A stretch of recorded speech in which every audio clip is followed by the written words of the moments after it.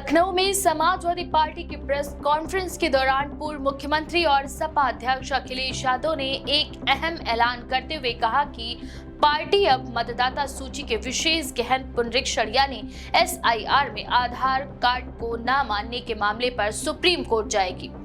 अखिलेश यादव ने कहा कि सरकार अपने ही दस्तावेज को नहीं मान रही। उन्होंने आगे कहा कि जब कोर्ट ने पहले ही कहा था कि आधार में सभी जरूरी विवरण दर्ज है, तो फिर उसे मानने से इनकार क्यों किया जा रहा है।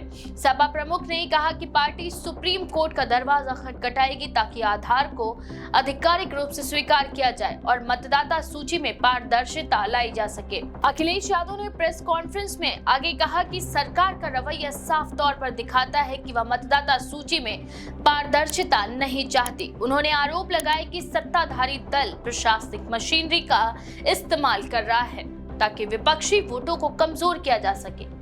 आगे अखिलेश यादव ने कहा कि समाजवादी पार्टी इस मुद्दे को जनता के सामने लेकर आएगी और न्याय की लड़ाई सुप्रीम कोर्ट में लड़ेगी।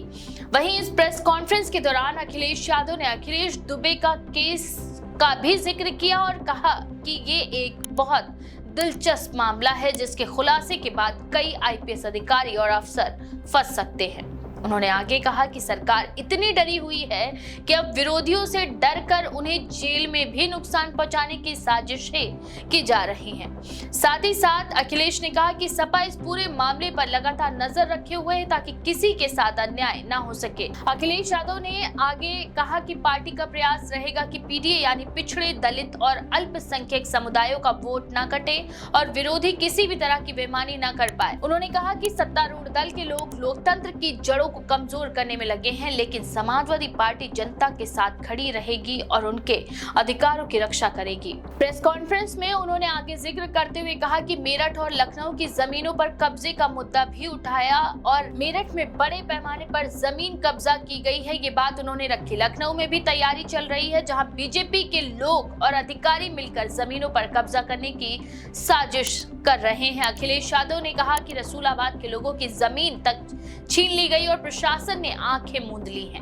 उन्होंने आगे आरोप लगाया कि ये सब सत्ता के इशारे पर हो रहा है और अधिकारी इसमें सक्रिय भूमिका निभा रहे हैं। सपा अध्यक्ष ने कहा कि मौजूदा सरकार किसानों को लेकर झूठे दावे करती है। उन्होंने ये भी कहा कि सरकार कहती है कि खाद उपलब्ध है, जबकि जमीनी सच्चाई ये है कि किसान खाद के लिए परेशान है। उन्होंने आगे कहा कि प्रदेश के किसान, नौजवान और गरीब सरकार की नीतियों से त्रस्त हैं, लेकिन सरकार प्रचार में व्यस्त है।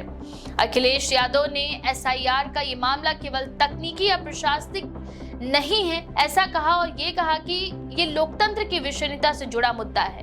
उन्होंने कहा कि जब आधार को देश भर में पहचान पत्र, बैंक खाते और सरकारी योजनाओं में इस्तेमाल किया जा सकता है, तो फिर मतदाता सूची में उसकी भूमिका आखिर क्यों नहीं मानी जा रही है। उन्होंने कहा कि अगर सरकार ईमानदार है तो उसे इस पर आपत्ति नहीं होनी चाहिए। अखिलेश यादव ने प्रेस कॉन्फ्रेंस में आगे कहा कि अगर इस मामले में सुप्रीम कोर्ट का रुख सरकार के खिलाफ जाता है तो ये साबित हो जाएगा कि भाजपा लोकतंत्र को नियंत्रित करने की दिशा में काम कर रही है और कहा कि समाजवादी पार्टी हर स्तर पर कानूनी और राजनीतिक लड़ाई लड़ेगी ताकि लोगों के मताधिकार को सुरक्षित रखा जा सके।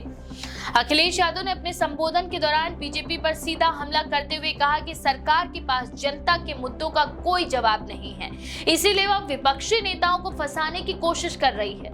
उन्होंने कहा कि यूपी में भ्रष्टाचार, बेरोजगारी और अपराध तेजी से बढ़ रहे हैं, लेकिन सरकार इन सब पर चुप बैठी है। प्रेस कॉन्फ्रेंस में अखिलेश यादव ने कहा कि सपा जनता की आवाज बनेगी और SIR जैसे मुद्दों पर जनता के साथ मिलकर लोकतंत्र की रक्षा भी करेगी।